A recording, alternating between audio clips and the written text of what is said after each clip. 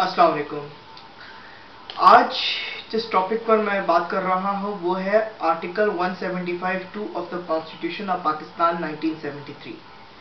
Article 175(2) of the constitution of Pakistan कहता है कि no court shall have any jurisdiction save as it or may be conferred on it by the constitution or by or under any law। अब इस article का मतलब क्या है? ये आर्टिकल बेसिकली एक सब्जेक्ट टू इंटरप्रिटेशन हुआ।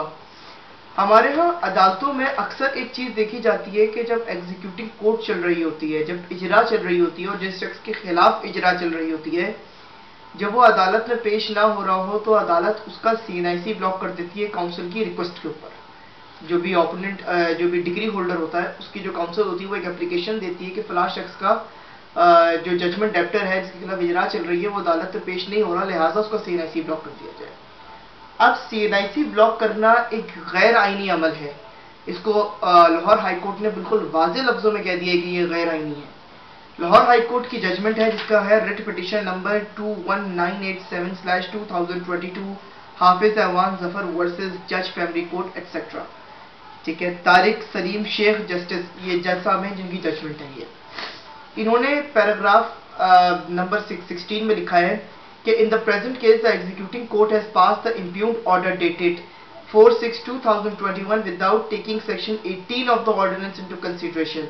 The said section does not allow blocking digital impounding of the CNIC of a person to compel him to appear before the court। यानी कि इन्होंने यहाँ पर ये बात बिल्कुल वाज़ेह कर दी है कि ये सिर्फ कोर्ट में बुलाने के लिए, उसको करने के लिए ये चीज़ नहीं की जा सकती।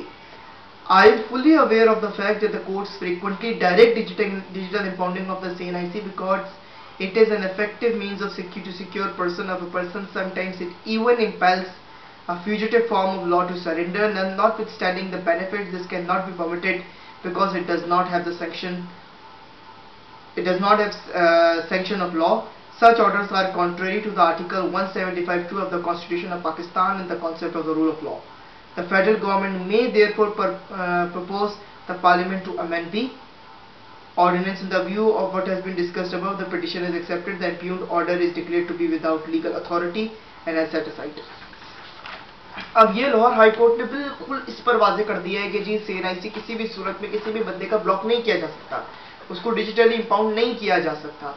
अब सवाल ये उठता है कि अक्सर लोग ये पूछते हैं कि क्या ये जजमेंट्स बाइंडिंग है सबऑर्डिनेट कोर्ट्स के ऊपर? तो बिल्कुल, तमाम हाई कोर्ट्स की जजमेंट सारी सबऑर्डिनेट कोर्ट्स के ऊपर बाइंडिंग है। Article 201 of the constitution of Pakistan ये बिल्कुल वाज़ेह कहता है। ठीक है, हाँ, कहाँ पर डिफरेंस आएगा?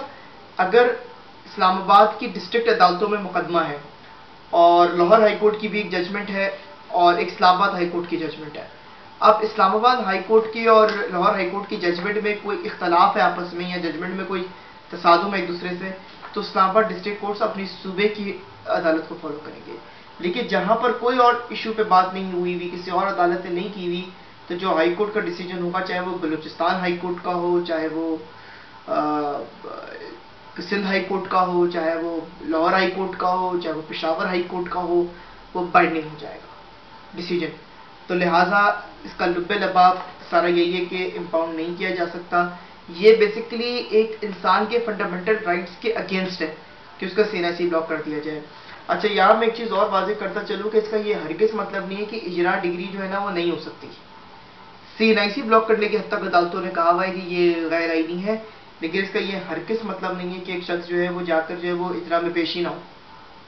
उसके बहुत ज़्यादा सीवियर कॉन्सिक्वेंसेस हो सकते हैं, जेल हो सकती है और बहुत सारे मामला हो सकते हैं। सिविल इम्प्रिजनमेंट में बंदा चला जाता है, फिर ठप्पा लग जाता है, नाम खराब हो सकता है।